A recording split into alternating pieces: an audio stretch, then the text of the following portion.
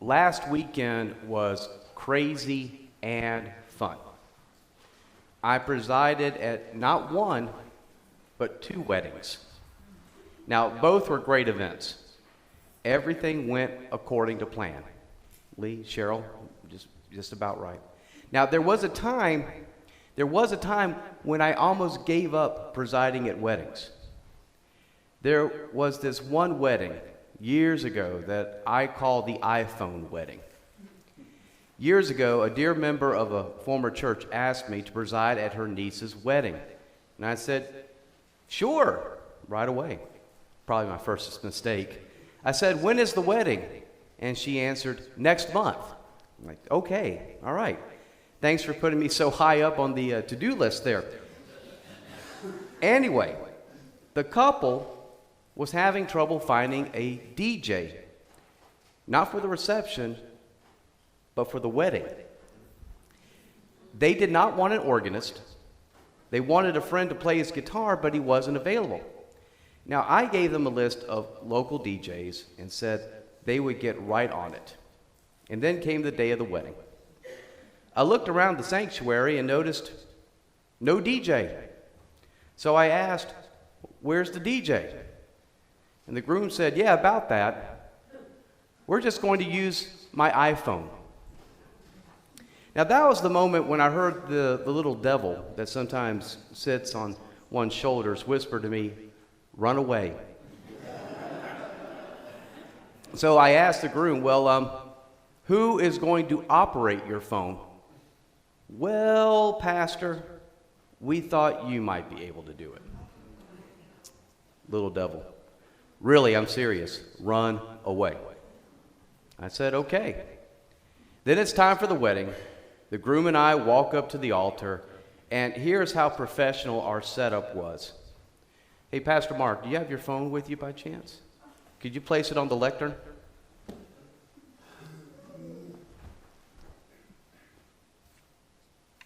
That was it. That was how professional the setup was.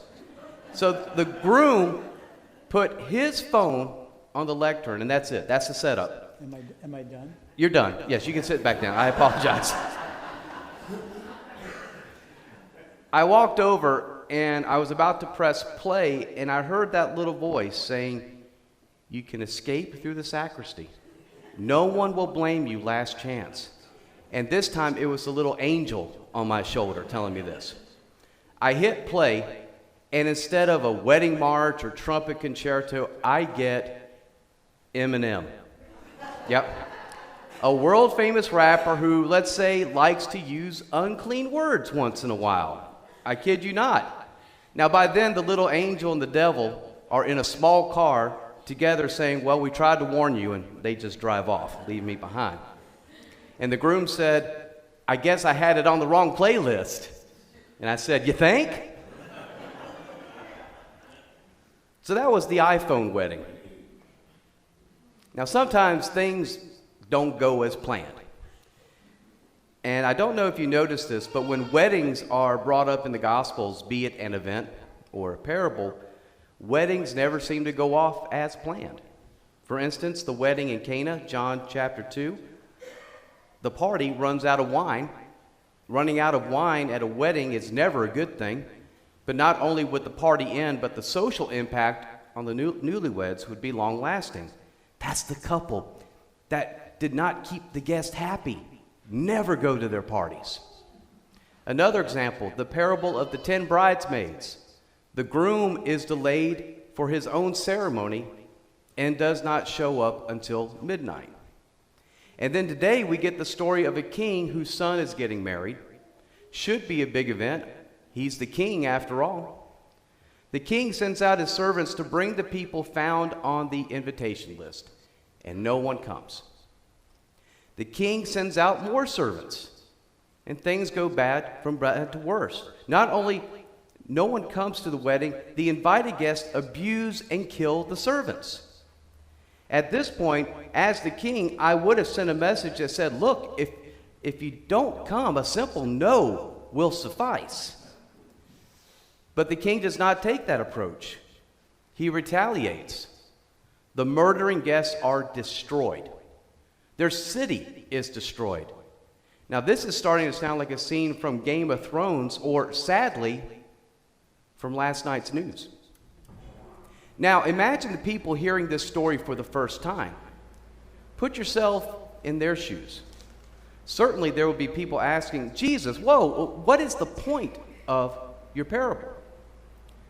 But for some of the people listening, the chief priests and the Pharisees, they knew exactly what Jesus' point was, because Jesus was talking about them.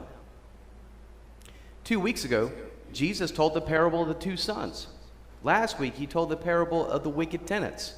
And this week, Jesus tells the parable of the wedding gone wrong. All three parables are directed at the chief priests and the Pharisees, the church leaders. The message is this: Jesus, God, is very disappointed and angry at the church leaders. They have failed to do their jobs. They did not produce good fruit. They judged.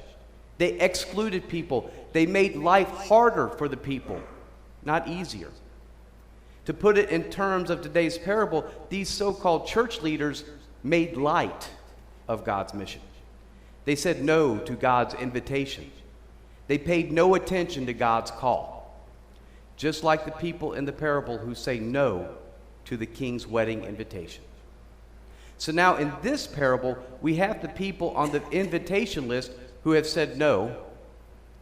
They have said no with their words and their actions. And in response, the king creates a new invitation list.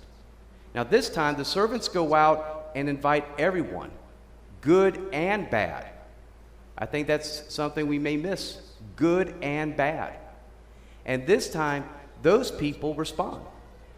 The people who were left out, who were deemed bad, dirty, and unclean, the ones the church leaders had left behind, they were now on the list.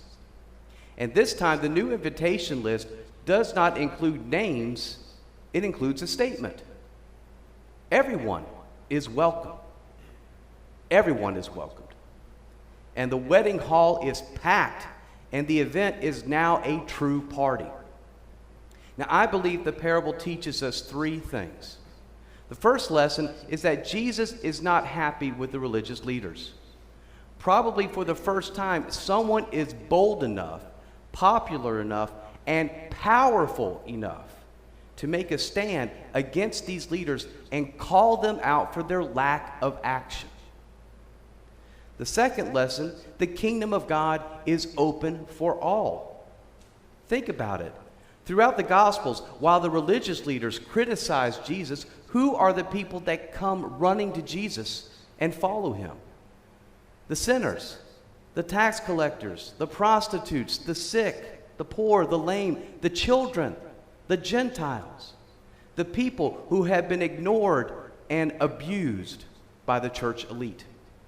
Jesus is telling the people listening, and this time not just the church leaders, but to all who are there, you are now on the list. You are on my list. And that gets us to the third lesson, or as I call it, who invited that guy? The parable ends in a very weird way. The king confronts a man who is not wearing a wedding robe. So who is this stranger? Many interpretations have been offered as to what this confrontation means. So here's my interpretation. My interpretation can be narrowed down to a 3-word t-shirt or bumper sticker. No losers allowed. Now, what do I mean by that? Who is the loser? The loser is death. Now, how do I know death is the loser? We have the proof right here in our readings today. Isaiah 25, our first lesson, is with hope and wonderful descriptions of God. Listen to the images of God: a refuge, a shelter, a shade, the calm in the storm. And then imagine the celebration feast that is happening on top of this mountain. Rich food, well-aged wines. There's probably an actual DJ there too, just in case that couple's listening, okay? Or better yet, still an organ, right? A pipe organ. The signs of an expensive feast and major celebration like a wedding, like you would think. It'd be a happy occasion. Look at the 23rd Psalm, the most popular psalm of all. And what do we have? We have God being a shelter, a restorer. We also have another feast prepared again by God. Not only is it a feast of comfort for the writer, it is a feast of victory. And when I put together the feasts found in Isaiah 25 and Psalm 23, and then I add in the feast in our parable, I see the biggest reception ever. Wall to wall with people. I see friends, I see family, I see my dad, I see my grandmothers, Mary Conrad and Albertine Oxner. I most definitely see my grandfather, the Reverend. I see the members of this church community who have passed away since I came here over 6 years ago. But there is one person I do not see. Death. Evil. The devil. There is nothing death, the devil, our enemy, can do to stop this celebration. There are no more tears. There is nothing left for us to be afraid of. Or as Pastor Mark said about the no worries, the worries have gone bye-bye because there is nothing left for us to be afraid of. Death cannot harm us at this party because death is a loser. While we rejoice in the victory, all death can do is watch from the outside. Death can't even complain. The parable says the guest is speechless, but that doesn't do it justice. In the Greek, the guest is muzzled. Muzzled. He doesn't speak because he can't. God won't let him. And through his death and resurrection, Jesus takes away death's sting, he takes away death's voice, and he takes away death's invitation to the party. And this is good news. This is what we can hold on to when things don't go as planned. God has beaten death. Death cannot win, even when things go wrong. And I have to repeat this to myself over and over again when I see what is going on in our world today, especially in the Middle East, where I pray for an end to the violence. I pray that Hamas is defeated. I pray for Israel. I pray for Palestine. I pray for the Palestinian Lutherans who are fearful for their families, their communities, and their homeland. I pray for the Evangelical Lutheran Church in Jordan and the Holy Land.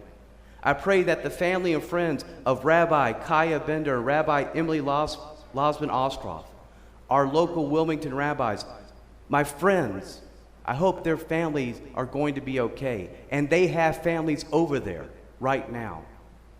I pray for my Jewish and Muslim neighbors who are also facing the horrors of this crisis, awaiting news on their loved ones.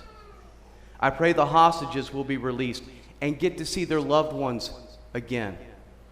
And I pray that no more children die. And in the middle of all these prayers, I cling to the one who has said time and time again that he loves me and that he loves you, he loves this world, and he loves the people he created. I cling to the one who has promised that evil will not win, the one who promised that evil cannot win. And I know who will have the answer, because God will not let evil win, because evil has already lost. And there is nothing evil can do about it. And that is the good news of God that we need today. Amen.